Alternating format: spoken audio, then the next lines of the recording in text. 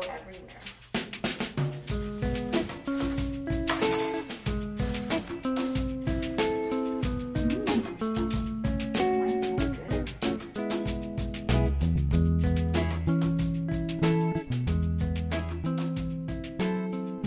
Today on Dak and Ju, we're going to make the best lentil salad ever. I make this at least every 6 weeks. It's the kind of thing where you can make it and eat it for leftover lunches all week, and it rocks. It's the perfect work week lunch. Yes. Very flexible. Definitely. So the first thing we're gonna do is make the dressing. There are a lot of ingredients, but I would recommend just getting all the spices in the bulk section, and then you can just get a small portion and it won't be as expensive. And they're all pretty generic spices, things that you might already have from other dishes you make, like cinnamon and cumin, nutmeg, you know, nothing too crazy like saffron or whatever. True. All right, first things first, 1/3 of a cup of olive oil and 1/4 cup of apple cider vinegar. We're just gonna put it in this big bowl.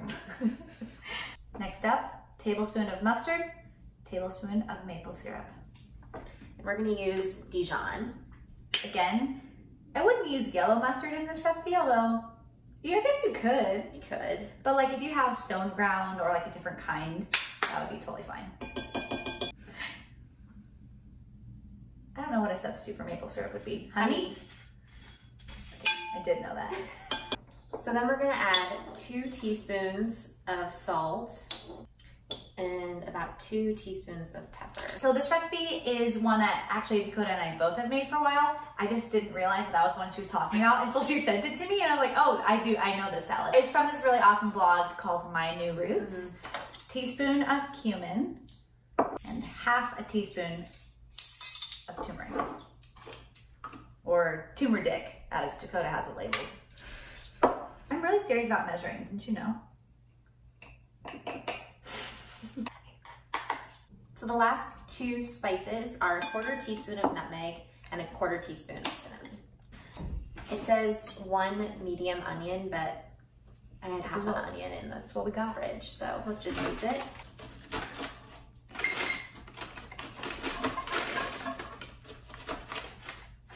And then about 1 cup of dried currants. You can also use raisins or golden raisins, but then maybe just give them a little rough chop. I think also like dried apricots, I've done that with before. Totally. Great. Add in the red onion. Hey, I'm Marilyn Monroe. Eat it off my face. No, I will not. Great. Just added in about 1 cup of chopped toasted walnuts. Now we're gonna add in about 1/3 of a cup of capers. If you don't have capers in your kitchen, do yourself a favor and go buy some, because they're the tastiest little salty tart treat you can have on hand. True. I'm serious. Add it to pastas, add it to salads, put it in dressings, eat them plain. Oh. Hey.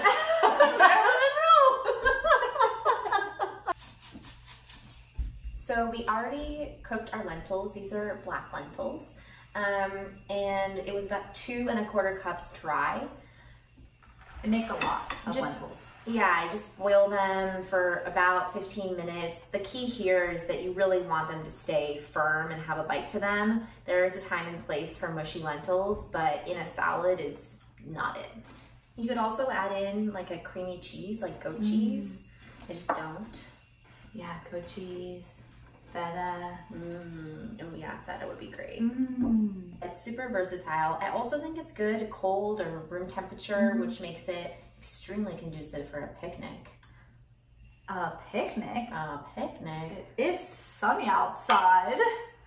Oh my god, that sounds fun. It's so good.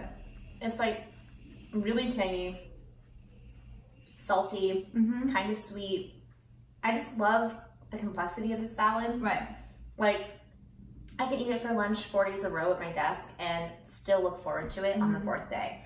There's like a spicy bite of red onion, or there's like a toasty nut.